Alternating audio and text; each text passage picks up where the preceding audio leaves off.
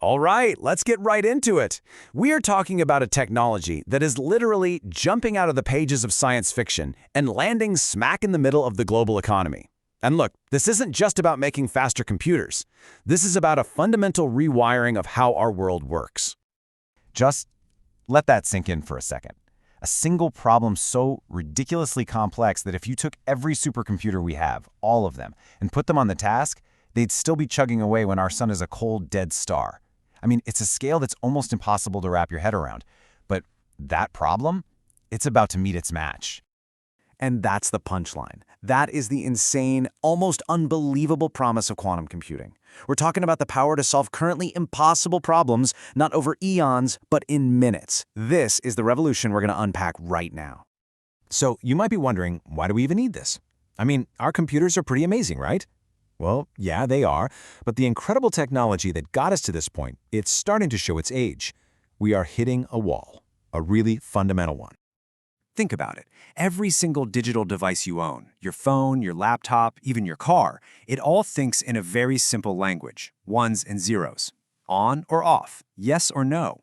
This binary logic, it's been the engine of progress for decades, but when it comes to the biggest, gnarliest challenges we face, it's just not enough anymore. And you know, these aren't just abstract, nerdy problems. They have huge, real-world costs. When you can't figure out a new drug molecule, people stay sick. When you can't optimize a supply chain in real time, shelves are empty and prices go up. We are quite literally leaving trillion-dollar bills on the sidewalk simply because our current tools just aren't sharp enough for the job. So if the old way of thinking is hitting a wall, what's the alternative? Well, it's not just about building a slightly faster computer chip. This is a complete paradigm shift. This is the quantum leap. Okay, so here's the core difference in the simplest terms. A normal computer bit is like a light switch. It can be on or it can be off. 1 or 0, that's it. A qubit, though, a qubit is like a spinning coin.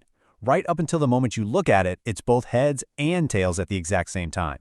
This crazy ability to be a 0 and a 1 simultaneously is called superposition, and it's what lets a quantum computer check out a mind-boggling number of possibilities all at once. It changes everything. And this is where that explosive exponential power comes from. With old school bits, if you add another one, you get a little bit more power. But because of these weird quantum rules, adding just one more qubit can literally double the machine's processing space. That is how a machine with just, say, 50 stable qubits could, for certain problems, run circles around every supercomputer on Earth combined. It's an insane jump in power. And look, this isn't science fiction. It's happening right now. Just a few years ago, in 2019, Google claimed quantum supremacy by solving one very specific problem way faster than a supercomputer could. It was like the first Wright brothers flight, a proof of concept. Fast forward just 3 years, and IBM is showing off machines with hundreds of qubits. The pace is just accelerating, moving from a theory in a lab to real, powerful hardware. So let's do what we always do. Let's follow the money. If this technology is so revolutionary, where's the gold rush happening? Where are the first fortunes going to be made? Well, the first big one is finance. You've got giants like Goldman Sachs and JP Morgan already deep in experiments with quantum algorithms. Why? Because if you can calculate market risk and price complex assets faster and more accurately than anyone else, you basically have an almost unfair advantage. We're talking about a potential $500 billion market. That's not a typo. Next up, medicine. You know why it takes so long and costs billions to develop a new drug? Because it's basically a massive, educated guessing game. We can't really simulate how molecules will behave inside the human body.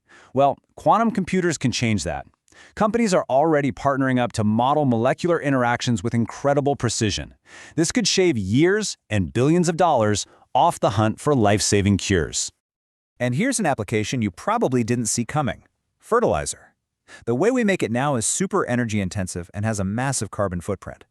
A quantum computer could design a brand new, super efficient green catalyst. The first company that patents that catalyst, they won't just dominate a $200 billion market, they could fundamentally change global food security. So when you have this level of economic and strategic power on the table, you better believe the competition isn't just between companies anymore. What we're seeing now is a full-blown global race between nations. It's the new space race. It's the new arms race. And the public investment numbers, they tell the story pretty clearly. China has already committed a staggering $15 billion. The US and Europe are absolutely sprinting just to keep up, Why? Because everyone understands that the nation that masters quantum technology holds one of the master keys to the 21st century.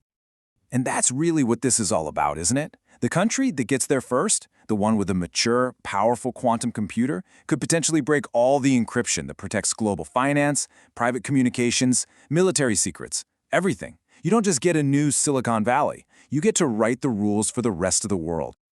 Of course, all this money and all this hardware is totally useless without the right people. Right now, there is a massive talent vacuum. The job title, Quantum Algorithm Developer, is already one of the fastest growing in all of tech. We're going to need almost 1 million new people in these roles in just over a decade. So the race for qubits is also a race for brains. Now, with every huge opportunity comes an equally huge risk. And with quantum, that risk feels like a giant ticking clock. It's forcing a global reset on the one thing we all take for granted every single day, our security. This is the stone-cold reality, the digital locks that protect our entire online world. Your bank account, your private messages, top-secret government files, they were all designed to be tough for classical computers to break. For a powerful quantum computer, they're like glass. And this isn't a question of if, it's a question of when. So what that means is that right now, the entire world is in a mad dash to invent and roll out new post-quantum cryptography. Basically, new digital locks that even a quantum computer can't pick. This is going to be a multi-billion-dollar upgrade for every bank, every government, every company on the planet. Think of it like Y2K, except with spy agencies and national security on the line.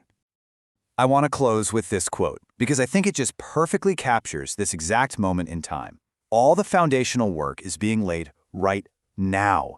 The crucial patents are being filed, the top talent is getting hired, the big money is being invested, and it's all happening while most of the world is still trying to figure out what a qubit even is. The real opportunity isn't 5 or 10 years from now. It's today. The window to get involved as a student, as an investor, as an engineer, as a leader, that window is open right now. So the only real question left to ask is, as this new trillion-dollar frontier opens up, where are you going to be?